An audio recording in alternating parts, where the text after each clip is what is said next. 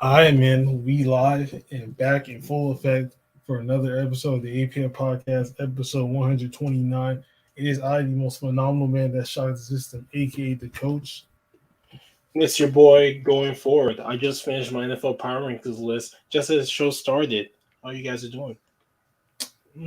So we already know what it is, man. We gotta get you know NBA season in full effect, and you already know most of the year most of the year when we film these live, we mostly talk about we usually talk about sports, anything revolving around sports.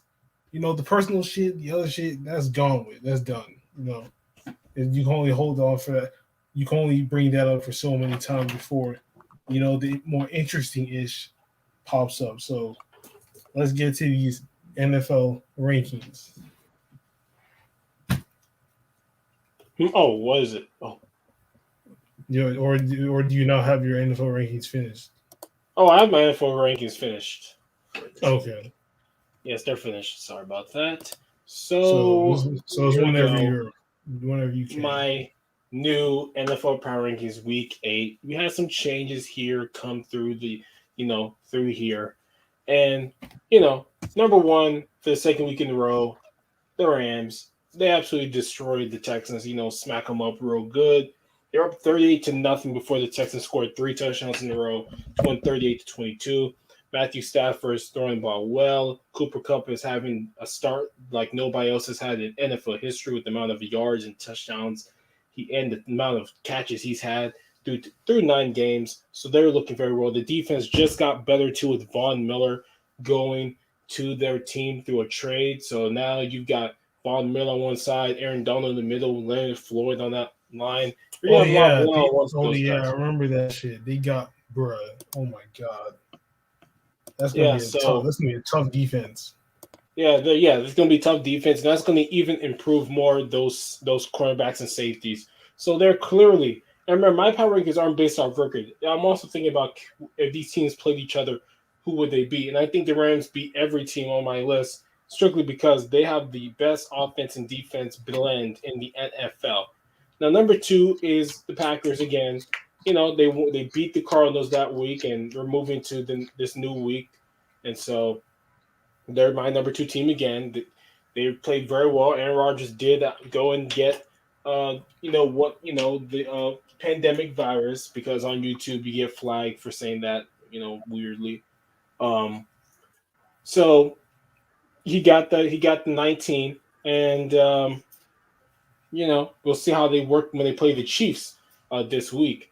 But with Aaron Rodgers, I think this team beats pretty much every team on this list because they've got as well a very good blend of offense and defense. And even with Aaron Rodgers having only Devontae Adams, this offense has been very, very potent. Now we know about obviously OBJ and his situation, so they, if they're able to get to where they can get him off the waiver wire, he may be one of their he may be a big help to that team, wide receiver wise. So number three is the Cardinals. They do play the 49ers this week. It's going to be a tough game. It's always a tough game for the Cardinals against the 49ers. Cameron may not play that game, so they may probably lose because once you go from your starter to your backup, that's a precipitous drop. But full strength, this team is also very good. They're one of the probably the best offense in the league, not named the Buffalo Bills, and they have a defense that's very good in the red zone. And that's very important in football. Even if you're allowed, the team gets down there. If you're able to stop in the red zone and you score touchdowns, you're going to win games. So that's very important. And to me, Kyler Murray was the MVP frontrunner until recently. And with that kind of guy on your team, I believe you're a top five team, and they're easily a top two or three team in their conference. Number four is the Bills, the best team in the AFC, strictly because also the Titans, who are a team that I had them ahead of this week, will have to drop due to the loss of big man Derrick Henry. So now with him gone, the Bills are the best team in the AFC. Josh Allen is playing very well. I know Nick Wright must be very disappointed about that because he's anti Josh Allen for whatever reason, still anti Josh Allen. But I digress. And if it's not LeBron or Patrick Holmes, he's anti everybody else. So what a surprise. But the Bills, to me, also are the best team in the AFC. When you put their defense offense together, you look at those numbers defensively, they're top 10 in most of those categories. So that just showcases their defense is dominant. And you're going to need a defense going up against the Mahomes, the Lamars, the Justin Herbert, even a Ryan Tannehill who's put up 34 points on them. You're going to need a defense that can hold up one, two, maybe three times to win a game. And the Bills have, to me, have showcased that best. Now, number five were the Buccaneers in my list.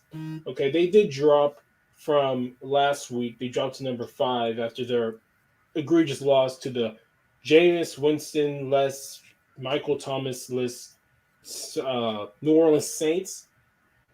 They're to me the fourth best team. Obviously, if you've been following my rankings right now, they're the fourth best team in the NFC. I don't think they're the best team there, and they may not even be the best team in their division. But again, I didn't drop the Saints up this high amount for beating the number four team in my rankings strictly because I think the Saints have a very good matchup against Tom Brady, and that's really it. If you look through the last 2 years, Tom Brady is 1-3 against the Saints. He's throwing more interceptions against the Saints than any other game, any other team he's played in the league. And the majority of his interceptions through his time in Tampa Bay have come from the Saints. So the Saints have something on Tom Brady that is fairly important and is really affecting him. So, and their defense has not been as good this year as last year. They haven't been as good even earlier in the year to now.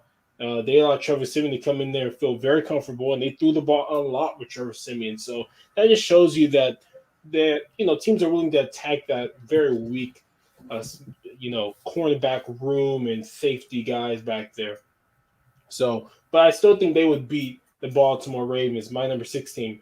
They moved up from seventh last week. If you follow from there, moved from seventh, and their defense has been pretty hit or miss. You have one week where they're very good, the other week when they're bad. They obviously last time they played, the Bengals absolutely destroyed them. Even though people forget the Ravens did hold the Bengals to 13 points in the first half, and then the gates broke open, and those happen sometimes. And you just got to give it up to the other team. But they are facing the Vikings this week, and I do think they're going to have a good game against the Vikings because first cousins, Kirk Cousins, ain't that guy. So, they're going to have a good chance to showcase themselves. Some of my other top teams are playing some really sorry ass teams this week. So, I'm going to look forward to this game. The Ravens, I think, are going to win this game, be 6-2. And hey, I'm rooting for the Browns to win tomorrow on Sunday because the Bengals are very close. Now, number 7 is the Titans. Okay, the Titans are number 7. They dropped from number 5. They dropped strictly because I'm sorry, but Derrick Henry is the offense. And no, Adrian Peterson, who's their new running back, isn't going to help you. He's not going to be, the saving grace of your team, in my opinion. Now, don't forget, too, the Titans are facing the number one team in my rankings for the last 2 weeks, the Los Angeles Rams, on Sunday Night Football. So they're going to have a big shot to show out what they can do. But I will say this. Their defense has been better these last couple weeks. And are they going to give – we're going to see Ryan Tannehill. Is Ryan Tannehill really that guy?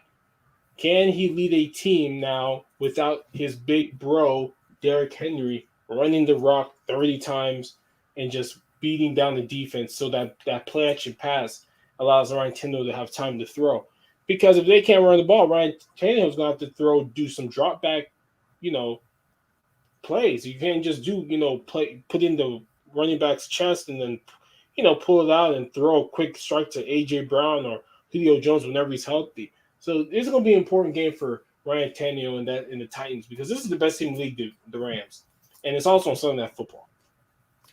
So number 8 is the Chargers.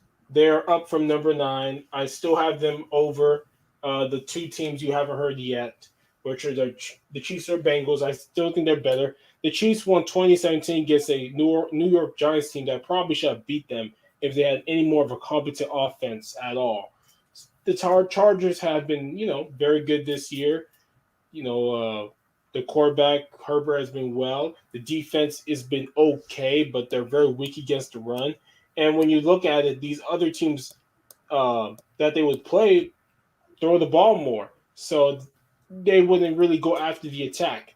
The Chiefs don't like to run the ball, and the Bengals they like to try to run the ball, but I don't think they can run on the Chargers. So that's why I would pick the Chargers over both those teams if they were to play today. Now, number 9 are the Chiefs. I will give them the one plus one from their spot of number 10. Obviously, the Bengals dropped to the spot I have there, but they did win that game.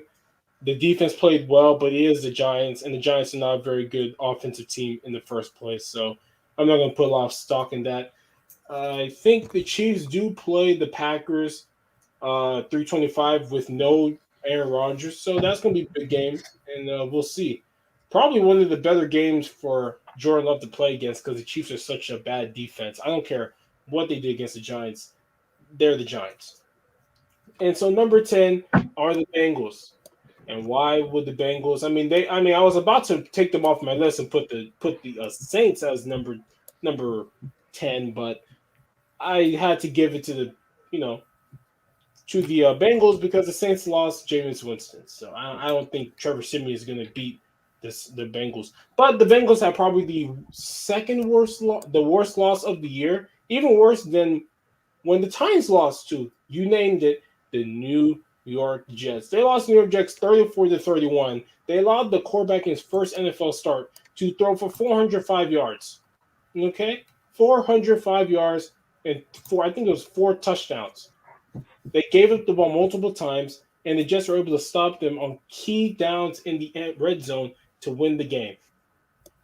The Bengals, I've said it before and I'll say it again. You people kept telling me, oh, the Bengals. Did you see they're better than the Ravens? I said they're not better than the Ravens. You know why? Because teams have a bad game happen to them every year. And that was the Ravens' bad game, and they know it. The Chargers are not no bet. I'm sorry, the Bengals are not better than the Ravens by much. I don't even think they are better. They really aren't. Okay, they allowed the New York Jets with the anemic level of talent they have to go over and over into the touchdown, go back and forth, scoring points, throwing the ball. The Bengals are a fraud. They are still growing, and you will see in December the Ravens will put them out of their misery and will win this division. But the Bengals will make the playoffs because they are the second best team in that division, and they probably will beat Baker Mayfield and the Cleveland Browns this weekend. Then that is my NFL Power Rankings list for Week 8. Again, go through it quickly. The Rams are first, Packers second, Cardinals third, the Bills are fourth, Buccaneers are fifth, the Ravens are sixth, Titans are seventh, Chargers are eighth, Chiefs is 9, and the Bengals are 10. Okay. So, yeah. So, with that being said, before we go to the NBA side real quick, we talk about Aaron Rodgers. He's back at it, man. He's back at it with another one of his little. I don't know how to. Another one of his little mysteries, as I say, because he is a very mysterious dude. I will say that much. But nonetheless, he's talking about he was immunized. I didn't know what it meant until I asked you, and then now we're gonna get down in just a little bit on what he really meant for those of you that did not know since you watched the interview, because I didn't even know. But I didn't even know about it. I just seen on IG, and that was it. You want me to talk about the Aaron Rodgers thing? Talk about for a little bit before we get into our NBA list. Well, Aaron Rodgers got COVID this week, and it brought into question, was he ever vaccinated? And the truth was he was never vaccinated. He was immunized, as he said in his interview. If you go watch the Pat McAfee interview, I'm sure there's going to be a cut up of that full interview and discussion. Not really a discussion, more of a statement from Aaron Rodgers. you will hear him talk about that number one, he's not anti-vax. Number two, he never lied. Number three, if people have asked him about the immunized statement, said, "Can you elaborate on that?" He will have elaborated like he said. Now the story is that Aaron Rodgers is, allergic to a ingredient in the mRNA vaccines, which are the Moderna and the Pfizer. Johnson is a different type of vaccine. So he said he could not take them. So he was going to take Johnson. But remember earlier this year in the summer, Johnson was recalled for a clotting issue, so he couldn't take these. This entire thing and where we are now started all in April. So then he goes with his doctors, and they, find a way to give him an immunized protocol to keep him healthy. And truth be told, we'll say this: it did keep him healthy for a very long time. He did not have COVID the first 8 weeks of the season, through training camp, all the way through. So we cannot say that was completely a farce, but it did work. So after he got this immunized protocol, he tried to go to the NFL and say that, show him all the information, say, "I want to be labeled as vaccinated." He said in the interview that he doesn't know why they didn't label him vaccinated and all that stuff. He was ranting on about the woke mob and cancel culture. Nobody's trying to cancel Aaron Rodgers. You're not losing your job. Nobody ever said that. But okay, everybody, cancel culture, that's what everybody screams. So he goes to the NFL. They say, "No, we're not going to label you vaccinated because you don't have the vaccine. You're not the people. A vaccine's a vaccine. You're doing some immunized protocol. It's not no vaccine protocol. So I don't even know why he wants to call it vaccine or be called vaccinated. You're not. You did not get a shot. You didn't get a shot. You didn't get a vaccine made by by the CDC and these doctors. So I don't know why he was hung up on that. So they say, like I said, they say no to his immunized protocol. Then he goes to the NFL's the arbitrator, and the arbitrator tells me all the information. So Aaron Rodgers gets, as he says, 500 pages of information on the efficacy of the vaccine, mask wearing, data on these things. And as he put it, when they put in saying that unvaccinated people do not spread COVID and cannot spread COVID or get COVID, which is false, as we know. You can be vaccinated and get COVID and spread COVID. You would just have a lower viral count of COVID, and your symptoms wouldn't be so bad, which is why people get COVID, come back in 3 days in the NFL and in sports in general, because the vaccine, that's what they said. So he said, "Okay, I'm not vaccinated, or I'm not going to get COVID, the shot. You're not going to give me the vaccinated status." So he's got to do all these rules. He's mad about the rules. I get you're mad about the rules, but the rules have been there for pretty much an entire year plus. The rules are the rules, and you can't Yeah, really go past them. yeah, and plus the rules have been there for about a year plus. So I don't really uh, understand really what he means by getting mad at them now. He wasn't mad at them last year, so now you're mad at them now because they're affecting you. Some of these things are common sense if you really look at it. Never complained last year about vaccines at all. So It's the same thing in real life. You get mad. It's like, for example, there's one guy, right? I watched this little shoe store that they just started a shoe store like last year. They're on YouTube. They got over 100 and they almost got 110,000 subs. And this guy comes in. Mind you, he bought the shoe in August of 2020, or it might be editing problem. So we're gonna go August 2020.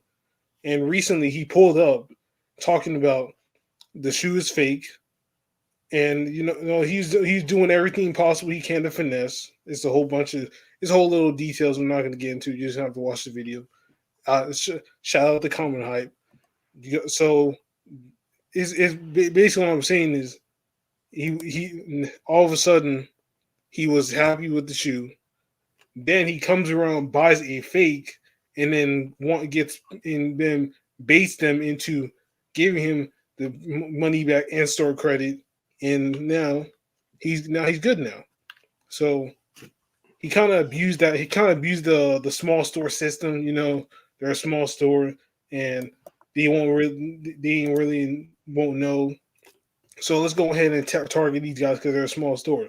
So Aaron Rodgers getting mad about something, not he's pleased now. Then he turns around and gets mad later. You just can't do that, and you just got to live with the rules, man. The rules are rules for a reason. Yeah, the rules are the rules, and nobody's ever going to complain about them. Yes, if you're unvaccinated, you need to follow the rules. The NFL is your employer, and your employer say you need to get a vaccine.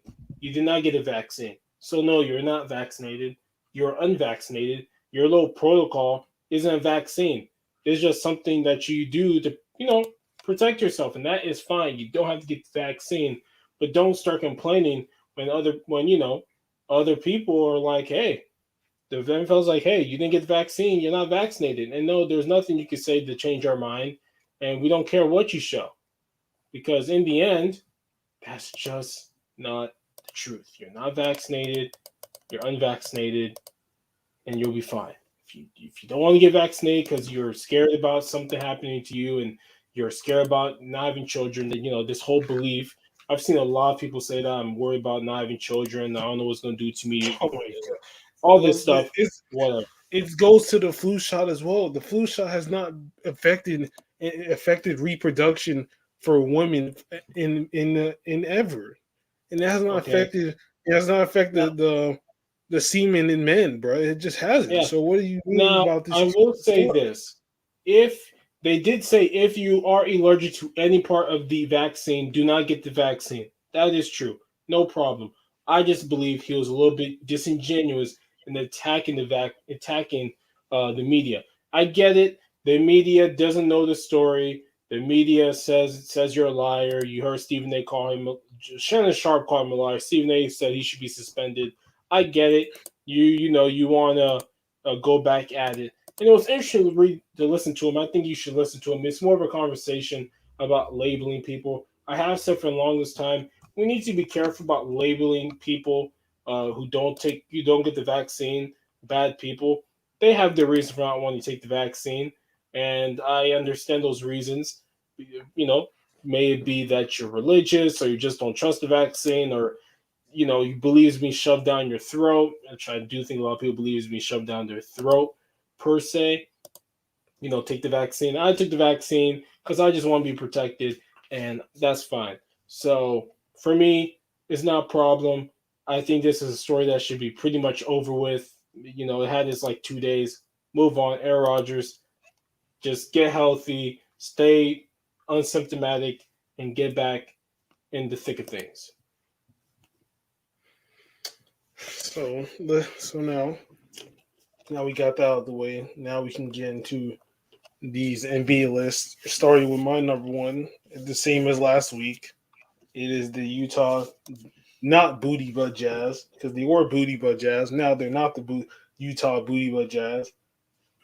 Right now they're 7-1. Currently the best in the West, and For now. as I'm looking at the games, they beat the Bucks, they beat the Hawks, and they lost to the Kings, and all the only close games were the Kings. They destroyed the Hawks. They destroyed the Jazz. No, I said they destroyed the Jazz. They destroyed the Bucks. They beat the Bucks and they lost to the Bulls. Two in hand. And Jordan looks like the Jordan Clarkson was the one to go off for 30 against the Hawks, and Trey, and then nobody else on the Hawks was really getting it going. So that's what happens when you don't get it going. Is you have only four people in double digits versus the Jazz is like five, and two of them had over 20 points. Then you go to the Bulls. Same thing. What happened against the Hawks? Donovan Mitchell had 30. Three other people had over 10 plus. And then you go to the Bulls. You got Zach LaVine with 26, DeMar with 32. So they couldn't stop them, even though they had the same amount. They just had two people that scored higher. So right? Even though they had those two tough games, with one of them being a blowout, the other one not being a blowout, and they lost. They still they still on my number one list as of this week. And their upcoming games, they got the Hawks again. They got the Mad. They should be able to beat the Magic. The Heat's gonna be a little tough. They should be able to beat the Pacers, and they should be able to beat the Hawks handily. Yes. So also my number one team is Jazz. They have been the best team in the NBA. When you look at the uh, net rating, they have a net rating of plus 12.9. They did not. They had Jordan Clarkson. Go out there get 30 points. He was actually coming off a pretty uh, sorry start to the season, but he got out of that slump with 30 points last night. That team is built to play without Donovan Mitchell for a time, but let's not lie to ourselves. They are better. If you look at the numbers the last couple of years, they are better without Mitchell, but that's just not true. They need him, obviously. But they're 12.9 net rating. They're 7-1. They're number one team in the West. They continue to win well. Rudy Gobert is looking, like he's going to average 15, 16 rebounds per game with the amount of gobbling he's been doing. And I was very impressed with the Atlanta Hawks win because, again, no Donovan Mitchell, and they beat the Hawks, who have been a team that is going to have some expectation this year off of their miraculous Eastern Conference Finals victory. You went through all those games. The numbers scream this is the best overall team in the NBA, offense and defensively wise. They are pretty good. So for me, I think that they are clearly the favorites to win the West early because the rest of the teams you would think would win all have lost like 3 games and they don't look very well. So that is my thought of the Jazz. So, let me start with number two. Obviously, the Golden State Warriors. This team is just great right now. They're the number one defensive team in the NBA with a 90, was it like a 97.9 defensive rating, best defensive rating since the '04 Pistons, who I've said is one of the top 3 greatest defensive teams in NBA history. They just beat a hot Hornets team, a team that was high on my list last week, with Jordan Poole scoring 31 points and Steph Curry only going for 15, 9, and 8. And I think that's very, very important because we need these guys to score the ball because there's going to be games where Steph does not show up. And do you need him? We need the Jordan Pooles, Andrew Wiggins to come up and score. And I was very, very happy with what they did. I remember, Warriors fans, because I am a big Warriors fan. I look at Warriors Twitter. We're all like, Jordan Poole sucks and get him out of here. But through a couple years, it takes a couple years for these guys to really. And last year he showed up, and this year he's showing up even more. And he's looking like he's going to be a big piece of I believe, a team on the rise. A net rating of plus 9.7 is a very, very good net rating. That's a championship level net rating right now. The team's playing defense. Draymond Green is back again. Day is back again, scoring. You love to see it. Somebody here is a big fan of him. Other people call him Donkey Mom, which is disgusting to call a man like that, but It's that is true. He fine. looked like one. I get it. No, he does not, but okay. Um, but yeah, the Warriors number two, better than Lakers, better than Clippers, especially better than Lakers. Obviously. Right now, shit. Man, they ain't gonna win nothing over there with you got Russell Westbrook. You see that game last night? That was a blood. So, anyways, my number two is obviously the Golden State Warriors, and they can beat what my team cannot beat is that a sorry ass Thunder. For some odd reason, you know what? I'm gonna say that. I'm gonna say that for like. I'm gonna say that what ass whooping for later. But all I gotta say is the war right now. They're catching fire right now. They can beat the sorry teams that my team cannot. And when we have them right there, we lose it. So and what the Warriors got, they got people that can actually come up in big time, more than one person, not just one person, not all the time. There's like LeBron at times, just like Melo, starting to be Melo, and there's always the AD, and then right after those two, then there's Melo, and then that's it. Now Westbrook, even though Westbrook sometimes he gets like 20, it's the 20 points that don't really matter. Nobody look at, but nonetheless, he does come up here and there. Even though right now Westbrook is on a rocky start, coming to a new team, you're going through a new playbook, you're going through a new offensive and defensive system where you're trying to gel with the team as you play these games and as you practice. So, right, so I'm not gonna give Westbrook too much slack because he does this with every team. Literally, he goes up, he shows up, he just doo doos all over their bed, and then he ends up cleaning it up after like mid season.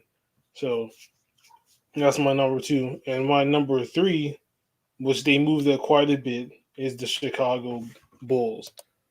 Now, this team or this team right here, I said it was one of the teams that are red hot right now as well, and they're also the team that have like that can do something once they get in that midseason form. Like I said before, they beat the Bulls. They lost to the Sixers close, and then they just absolutely kicked the Celtics ass. Like these down by like what 25, 30 points, and they came back and beat them by almost 15. Almost blew them out. How the hell you let that, bro? How do you let that happen? And it's the Laker effect. I'm gonna call it right now. It's the Laker effect. You have a lead, and you just freaking bomb. You just freaking bomb it. But that's what happens when you got like relentless scorers like DeMar DeRozan and Zach LaVine just going at you, and when you have Jason Tatum and Jaylen Brown trying to do the same thing, but they're inexperienced asses just can't get it done like DeMar, like how. Wait, isn't didn't Jaylen Brown and I know Jaylen Brown got in 2016, but I don't know about Jason Tatum. I think he got in like He was the year after. 2017. Yeah, he was Yeah, the year yeah, after. okay, yeah. So Zach LaVine has like a 1 and 2 year advantage over both of them. So I feel so. Like I said, they moved up quite a bit. They were seventh last time, and now they're third because right now they're beating teams that they're supposed to beat. And like I said, if you lose to the teams that you're supposed to lose to, like the Sixers, then that's all good. So now they have a chance to beat the Sixers again. Then they're going to face the Nets, which they might lose. Then the Mavericks, they could possibly beat the Mavericks, and they might lose against the Warriors for for those next four games. Okay, so my number three team is the Miami Heat. They did lose last night against the Celtics by 18, but they are 5-1. They clearly are probably the best team in the East right now. The Bucks are, they don't have their main players. And again, when I do these power rankings, like the NFL power rankings, I'm looking at teams, their wins, their losses, and also do I think these teams can beat the other teams? And I think the Heat can beat the Bulls, the 76ers, the Knicks, the Hornets, the Bucks on their best night. They've already beaten the Bucks this year, anyways. But this team has the best showcase of offense and defense right now in the NBA. They're top two in both. And so Jimmy Butler's having an MVP-like season. Clearly, he's an MVP frontrunner in the race, strictly because his team is first. Just like Steph Curry's there. Just like I don't know who else really could actually be there. Every other team's like 5-3. Paul I mean, George. it's like Durant and LeBron. Well, LeBron's not in it clearly because his team's losing and he's not playing games. And Durant's not in it because No, it's Durant. Yeah, Durant's in there. Durant may be in there, but I do know early on they've been talking about Jimmy Butler, Steph, and Paul George. I do know that. Now I'm sure Kevin Durant is in there. It's just that nobody's been talking about KD. Nobody's been doing segments on the Brooklyn Nets unless it's what's going to happen with Kyrie Irving. So the Heat to me are clearly the number one team. They have some tough games coming up as we can look here. They have games coming up against fairly good teams. Um, if we quickly look here. Ooh, wait. What is it? Games? Oh, I'm dumb. Yeah. Let me see games. What they got? Yeah, they got the Jazz. Like you said, the Jazz, the Nuggets, the Lakers, the Clippers. They got some big games, and they can move up my standings. And they got some easy games against the Thunder and the Pelicans, because the Thunder Pelicans are easy teams. So they got two games against the Jazz and games against the Nuggets, Lakers, Clippers. They're going on a big West Coast trip against some of the best teams in the conference. They've got this is a chance to showcase why they could move up, especially if the Jazz and Warriors falter throughout the next week. They could move up. So they're my number 3 team. My number 4 team is the Miami Heat, and Jimmy Butler, man, he is a shocking MVP surprise for me because I did not think that he would be at. I'm not saying he's not MVP level, but I didn't think he was going to be in this year's race. I did not think he was going to be there because the Heat he had a good run in the bubble, and then afterwards they come out, and then they just get destroyed in the first round last year. So now they handily beat the Grizzlies and the Hornets and the Mavericks, and the only team that they should not have lost to last week was the Celtics, because the Celtics are just like a 2-man operation. But you can't do good every game, and that's the thing. That's the real life thing. You can't be number one in everything. You just can't. It's not. That's impossible. So they're going on a huge West Coast trip. I would say they should beat the Nuggets, and they should be able to beat my team right now the way we're playing, because even though we're sixth in the conference, it just doesn't look like, don't feel like we're sixth. Like we're 5-4 and we're sixth place. We're not playing like we're sixth place. We're playing like we're in like the bottom tier. But anything can happen. They can just turn up. And then they got the Clippers and they got Jazz again, and they should beat the Thunder and Heat. That's 2 easy wins right there. And Jimmy Butler, last week was Jimmy Butler's week, man. He was leading everything. He was dominating last week, so hopefully that domination continues into this week's West Coast trip. Yes. And So they weren't even on my list last week. Also, even though they were like top 5. okay. So my number 4 team is the Chicago Bulls. Great start. DeMar DeRozan has been very, very impressive. That team's been very, very impressive as well. That believe they are what is it? They're 6-2, so they're half a game under the 76ers. And they're tied with the Heat. That team's been very good during the start of the season. You look at their, Lonzo Ball has had a nice resurgence. DeMar DeRozan is their best player, in my opinion, their best player, especially in the clutch. And Zach LaVine is continuing to improve as a defensive player because that's what he needs to do and improve at. You got Vucevic on the team. You've got Sardonsky. You've got good bevy of guys. I can see why. I always did question what was the reason why Billy Donovan went to the Bulls, but like maybe he saw something I did not. They have played very well right now. Obviously, they are 6-2 through the first 8 games. They have some, important games coming up recently. They did play. Yeah, they lost to the 76ers in a close game. 2 days ago. They got the 76ers tomorrow, the Nets on Monday, the Mavericks on next Wednesday, and the Warriors next Friday. So they've got some nice, tough teams coming up. Yes, the Mavericks, I will just tell people this, they're not my top 10. I've watched some of their games. It's still just Luka and Hardaway Jr. just pumping threes up and missing them like crazy. So just my quick thoughts on the Mavericks. But the Chicago Bulls beaten very good teams throughout the year. They've beaten the Raptors, who people are not talking about the Raptors. Those guys won 5 games in a row after starting one in what was it? The Probably 1-3. 1-2. Well, they've played 9 games. I was going to say 1-3. I guess it had to be 1-3. Yeah, they're 6-3, so they were 1-3 before that Yeah. 5-game streak. So they've won 5 games in a row. Very good team. They're around the 15th, 14th place for me. So yeah, the The Bulls. Raptors aren't even on my list as well. Yeah, they're not, Not, but I've seen some of their games. They haven't played the best of teams though. That's part of the reason why as well. They play like the Magic and Let me quickly before I finish. If I look here, they play like the Wizards, not a good team. They play the Magic, the Pacers. Not to me, the Pacers not a very good team. To no, me, they're that's not. No, they're not.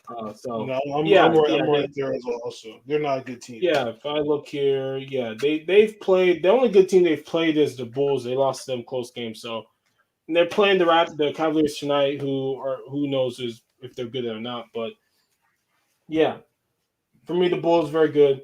Let's move on to the next. And so we're on number 4. Number 5. Okay, so Yeah, I think number 5. okay, so number 5 is I have the Memphis Grizzlies.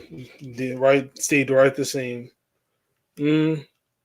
Yeah, they say it the same. Oh, they lost to the Heat, like I said before, and they beat the Nuggets back to back, which is good, W's. Both one close game, and one was almost a 10-point win. Now, right now, there's not too much to say because they didn't play a lot, but John Morant is we say, we're gonna keep saying it. He's becoming that dude, right? He's becoming that dude right now, and they got the Wizards, they got the Timberwolves, so they should be able to beat the Wizards, Timberwolves, Hornets, and the Suns are iffy, even though the Suns are like not doing well right now, and they should be able to beat the Pelicans and Rockets, and yeah, they should be able to beat those teams.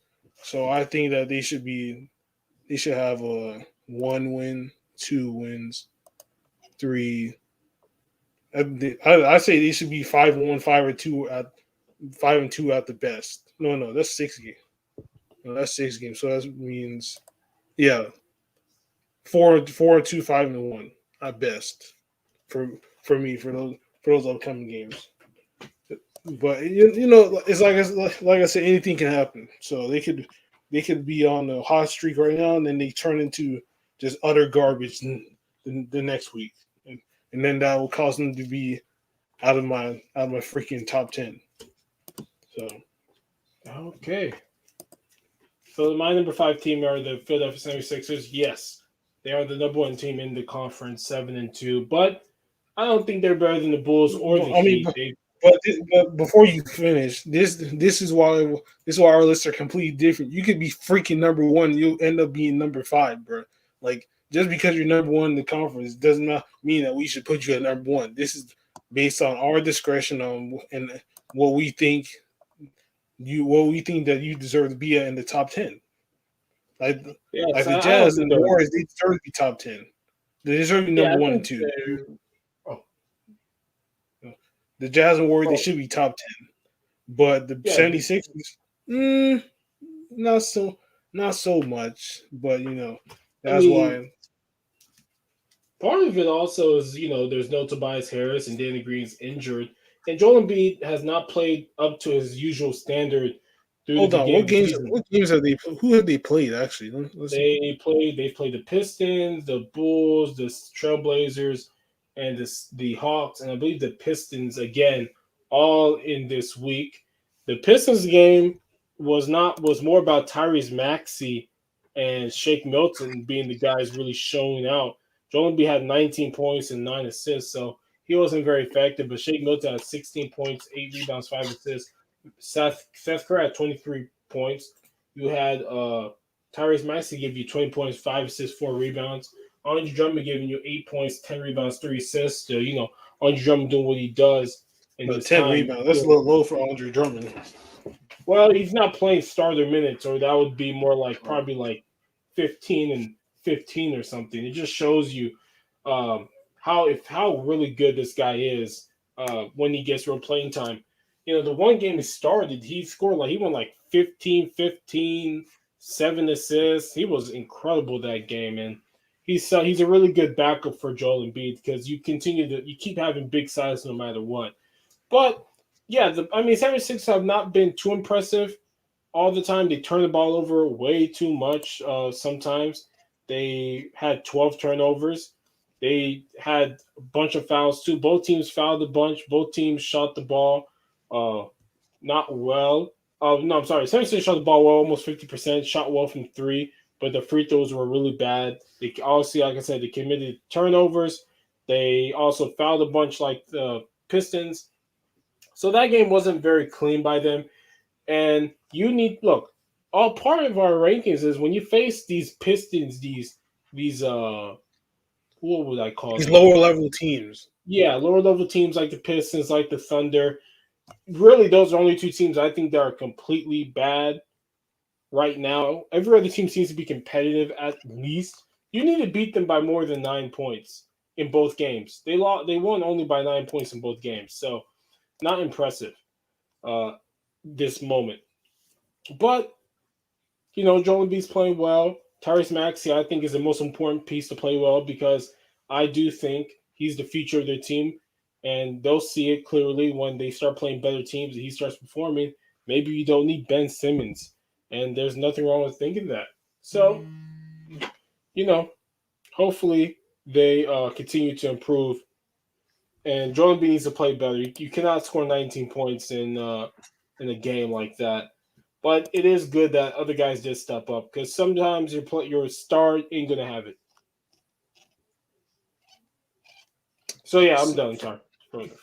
So my number 16 is maybe a shock, but it is the Dallas Mavericks, and my reasoning behind them being that low is because they got the ass kicked to the teams that's supposed to kick the ass, and they beat the teams that they're supposed to beat, even though they won by 1 point and by 6. So my my reasoning is let's see, Spurs. It's basically the Jalen Brunson, Tim Hardaway, Doncic show, and the Spurs they just turned into a young team at this point. It's like most of the people that are on this team, I don't know them. Well, a vast majority of people I don't know. So they were supposed to beat them. Actually, no, they beat them twice. Yeah, they beat them twice. Was they're supposed to. They beat them by 6 and they beat them by 1. The Kings they're all supposed to beat, and the Mavericks and the Rockets they're supposed to beat. I watched that game. And the Rockets were completely selling the whole entire time. It was pissing me off, so I just had to walk away. And the Heat handily beat them, and the Nuggets just absolutely just bended them over and just started railing them. Just look at this, man. Only 2 people with double digits. What is this? These stats: 29% for the entire game, 21% from three. they, they they shot well for the free throws and they created a lot of fouls. They had it's like they couldn't even score in the paint. 22 points in the paint when you got 3 people that can drive very well to the basket and create fouls. They did the fouling part, but they couldn't score in the paint to save their damn life, and that's why the Nuggets won. The Nuggets got 50% from the field, 30% from the field. They didn't shoot too well from the free throw line. Out rebounded them. The Mavericks just completely outclassed, and I put them 6 because they beat the teams they're supposed to beat, and they lost to the teams that they're supposed to lose. I gotta say it. I'm not gonna cookie cut. I'm not gonna shave off the ice and make it easy for you to eat. No, I'm gonna give you the whole. I'm gonna give you the whole thing. They're supposed to lose to the Nuggets. They're supposed to lose to the Heat, and they were supposed to beat the Spurs and the Mavericks and the Kings. Then they're supposed to beat the Pelicans. They better beat the. They better. All I gotta know is they better 3 or 4 the Spurs this season. They better do that. They're gonna lose to the Bulls. They're going to lose to the Nuggets again. I wouldn't be surprised if they shot 30% from the field in the entire game and just completely just fall apart. And they're going to lose to the Suns twice in these upcoming games.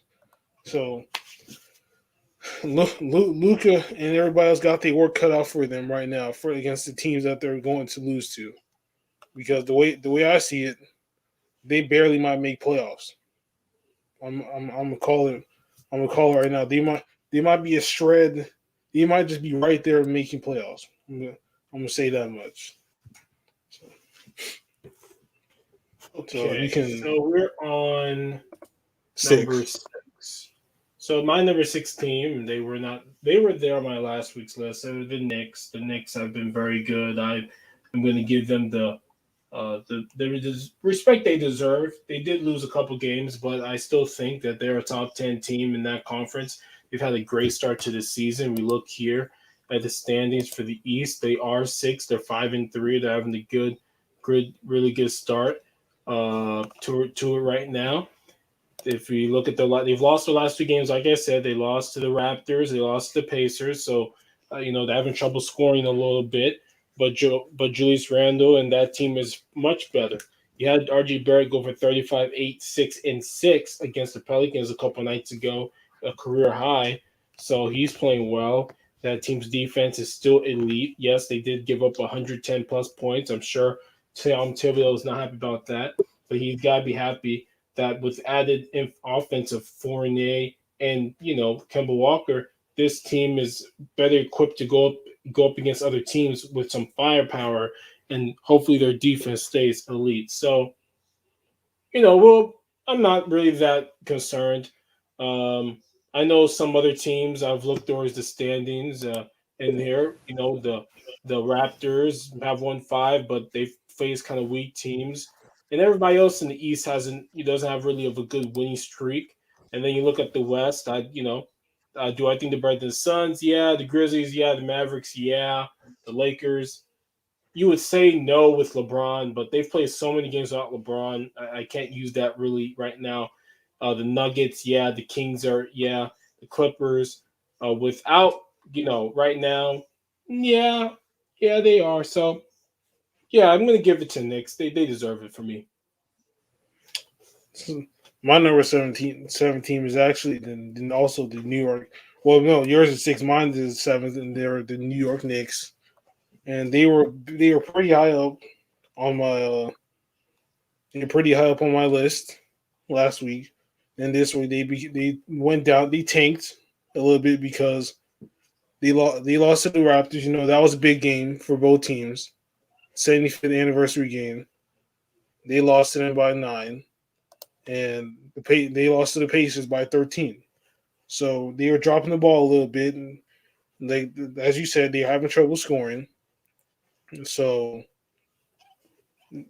it's like right now they're experiencing. We're being out of highs last week. They were at their highs. Now they're experiencing a bit of their lows, and right now they have some tough competition coming up against the Bucks, and they should beat the Cavaliers, and the 76ers might get out there alive, and the Bucks are going to beat them again. So that is my 17 on my list. Okay, so 17. So my 8th team are the Grizzlies. They're still, they're playing tonight against the Wizards. The Grizzlies are currently the 4th team in the conference at 5-3. They've won 2 games in a row. With those games were won against the Nuggets, a close game against the Nuggets again. So very, very good wins. So you look at those box scores.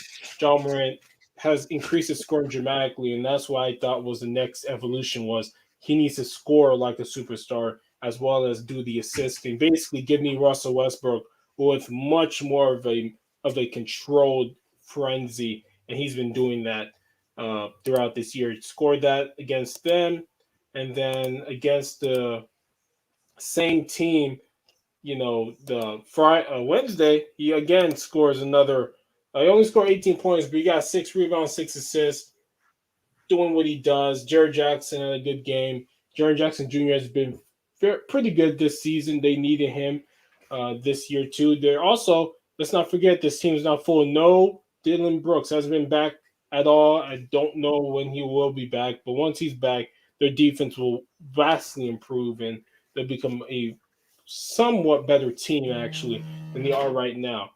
So yeah, they're my number. What is it? 7. 18. Oh, Okay. So yeah, my sorry, my seven for the Hornets, but yes, yeah, the whatever. 7. So my number 18 is before. Let me see. Uh, my number 18. They actually picked up a bit, and my from what they were last week, they were 10th. Now they're 8th, and then that is the Brooklyn Nets. And yeah. Yes, as a yeah, I heard the Simon. Yeah, they were. And why did I say that? Why? Because like I said, and also the thing about what I do is if you beat the teams that you beat, then that gives you a little edge. And if you lose to teams that you're not supposed to lose to, that's what derails you as a part of my ranking system. So the net the loss of the Heat and the box score. The Heat had a well-rounded amount of scores, and it's just basically KD. It's just basically KD carrying everybody, even though he only scored 25, and Harden not giving this man the help that he needs. Then they beat the Pacers. Torrey Craig went off for 28, and they just got on by with Harden coming alive for 29, actually helping out Durant this time. Then they're supposed to beat the Pistons with Harden with a triple double, and they supposed to beat the Hawks. And I think this game that they held, okay, no, not this game, but nonetheless, Harden went back from scoring 29 to dropping 16, but the whole team was helping out this time. So they should be able to beat the Pistons, the Raptors. The Bulls are going to be a little bit challenged, and they should be able to beat the Magic, Pelicans, and Thunder. So their record should. I expect their record to improve greatly this upcoming week. Because if they don't, then you know what I do. You're going right back down where you started, like you were just picking up. Now they better keep this momentum going. That's my number 18. Okay, so let's quickly do this. My Yeah, number 9 team are the Milwaukee Bucks. Milwaukee Bucks are 10th in the conference. They're 4-4, mostly since they don't have their guys, their actual team. Um, they're 4-4. Middleton, DiVincenzo, Lopez are still really out, but that's unlocked Mr. ABC. They call him Giannis Antetokounmpo to run roughshod over teams and absolutely destroy them. He's averaging like fucking was it like 28, like 12, 5. Like he's just murdering teams, and he's got a good team to go up against the Knicks. He's gonna murk them too. So they haven't been as dominant the defending champions, but it's early in the season. I'm not really that concerned. If they also get their full players, we'll see. They do play the Knicks, the 76ers, the Knicks again, the Celtics, the Lakers during this next. They're actually not during this week, but next week, the 2 weeks from now. But this next week, They play Celtics, the Knicks twice, the 76ers, and the Wizards. So it's going to be important for them to win those games. I'm not concerned about the Bucks. It's early. Their net rating isn't fairly good, but they have a lot of missed players, so that's part of the reason why. So now my number 19 is the Washington Wizards. Right now, they're also 7th in the conference. They're on a 2-game losing streak. And what are they? They are. I mean, they don't tell you how many games they're behind, but Who? they're basically at 2 games behind. Then put it like that. They're like 2 games behind, and we can see what happened. So they basically traded with the Celtics 1-for-1. They beat the Celtics, and then they lost to the Celtics. They beat the Hawks, and then they lost to the Hawks, and then they lost to the Raptors. So right now they're also on that level of rocky start. They they traded with the Celtics, they traded with the Hawks. Realistically, I think they could have beaten the Hawks more than they could have beaten the Celtics, and they could have also and the Raptors. That one is kind of a toss up because they're both abysmal in their own way. So I think they can. Well, shit. The only teams I think they can really beat is like the Magic and the Cavaliers. They're going to lose against the Grizzlies today, and they're going to lose against the Bucks on Sunday, and they should be able to beat the Pelicans and probably going to lose to the Hornets. I'm just being 100% honest, man. Ooh, man, that's bad. Jesus Christ. Okay, who's what number are we on? No, I just finished 9, so it's going to be the last one, unless you haven't Okay, had your so 9. all right, number 10 is Well, the I don't think you Nuggets. said your 9. But I did say my ninth was the Bucks. I was good. Okay, yeah, so it's 10. So it's number 10. Okay, yeah, the Nuggets who just lost to the Grizzlies twice. Still a good team. Nikola Jokic's numbers are incredible. Even better than MVP season. Nikola Jokic.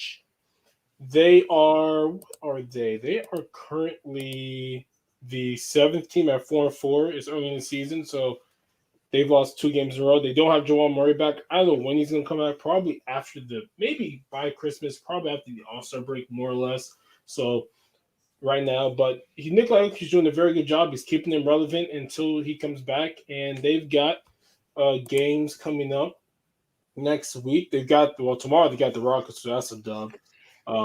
They got the Heat, the Pacers, the Hawks next week's so I'm going to rank them based off tomorrow's and the next 3 games because as the week we do ours on next Friday. So hopefully they win. If they win all their games, and other teams lose their games, and even if those teams now, if you lose a game and you play well, that's different. But if they lose games and look bad, then they drop. That's just how it is for me and you, I think. And Yeah, you know, yeah, that's how. Yeah, again, this is not just record. Record is part of it, but it's also, are you just like losing? Like the Lakers are not my top 10 at all. Why? Because they lost 2 games this week against a team where they were up by combined 45 points and lost. So they're not, because they're not a top 10 team, especially no LeBron. So yeah, the Nuggets deserve to be a top 10. They lost 2 games this week. They won 2 games. They lost 3 games this week. They won 2 games this week against the Mavericks and the Timberwolves, who've been somewhat good, and going to continue to give them their respect. And that is it for me. so my number 10 team is the Phoenix Suns, who are currently 5th in the conference, who are 4-3, and so they got the ass kicked by the Blazers with a struggling Lillard on the team, and they lost to the damn Kings. They beat the Suns and they beat the Cavaliers and the Pelicans and the Rockets. So even though they had a abysmal start to the week, they picked it up by winning 3 easy games. Like I said, you win the games you're supposed to win, and if you lose the games you're supposed to win, then that's bad. And if you win the games that you're not supposed to win, that's better for you when it comes into playoff time.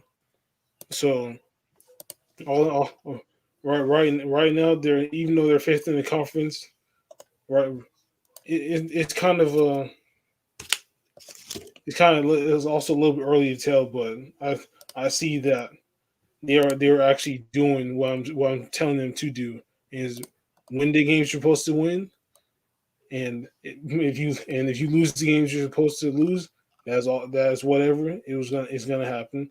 And if you win the games you're supposed to win, you're supposed to lose. That's better for you because that will help you on the standings. So, and also, I got. Oh my god, I got to talk about this dumbass team right now. Gee, Jesus fucking Christ, man. We somehow beat the Rockets twice, and then lose to the Thunder twice after winning. After having two big leads, lose them. Like Lord, I literally said this. If we lose any one of these games, it's a problem, bro. Like 3-2. That 5 game stretch was 3-2. We're supposed to be like, at best, we're supposed to be like what? Was this 4-1? No, we're 3-2 because we can't keep a lead against the Thunder, against the youngest team out there. I mean, I understand if it was like a topper level team than the Thunder, but goddamn, they're at the bottom of the barrel, and we can't even get any of the crumbs off the table because how small they are, how small we're getting treated. I just can't defend trash can water right now. I just can't defend that team. I'm not going to be that fan that defends the team even though they're not being good. I'm not going to defend trash. You can keep that away from me. What I'm gonna disrespect that trash, and hopefully that trash gets better and then turns into gold. So hopefully they can clean up their act and pick up some spots in the conference because the team that they got, they shouldn't be this low. But expectations versus reality. Yes, that is Like, true. like fucking Christ, man. Again, Yeah. losing to Oklahoma City Thunder, please. I mean that. But the worst thing is you're watching Russell Westbrook just implode in front of you, and just doing what he does, which is lose the ball. Like all you have to really do is just keep the ball with you, and you'll be fine. But no, he just goes barely in, throws the ball away. I'm not saying he did it on purpose. It looks like a dude who just went straight in, tried to do a loop, and he threw it away. He threw it away. And I knew that. And then at the end of the game, I knew he was going to shoot that three. I knew that was going to happen. I knew for sure he's going to shoot that three. Ain't no way he was going to shoot that three to end that game. And he did. And it bricked. What a surprise. It bricked. And, you guys lost the game. That's another loss that really should have never happened. But it happened. And you guys have to live with that for a while. This is why we've all said Shit, Russell forever. Shit, it's forever now. That loss is gonna be there forever. number one, to be the only team to lose to the Thunder within the first 2 weeks, in of itself, a disgrace. It's It really bad. is. It looks bad. Yeah, it really does look bad. And especially to not be able to beat them when you have clearly the two best players on the court, and those two players each get what's it called? Get that much, play well is disturbing and really really unfortunate. So I'm hopefully they can do better and showcase more about themselves and show how well they can really play as a team for the future. But yeah, I Hmm. guess that's it. Yeah. So with that being said, this has been another episode of the APF podcast, episode 129. It is I, the most phenomenal man that shocked the system, aka the coach, signing out. And it's your boy going forward. If you guys have enjoyed the podcast, please leave a like, comment, subscribe. Look at the links down in the description box below when you click the arrow down. And please have a good and safe night. We out, bit. Ah! Later.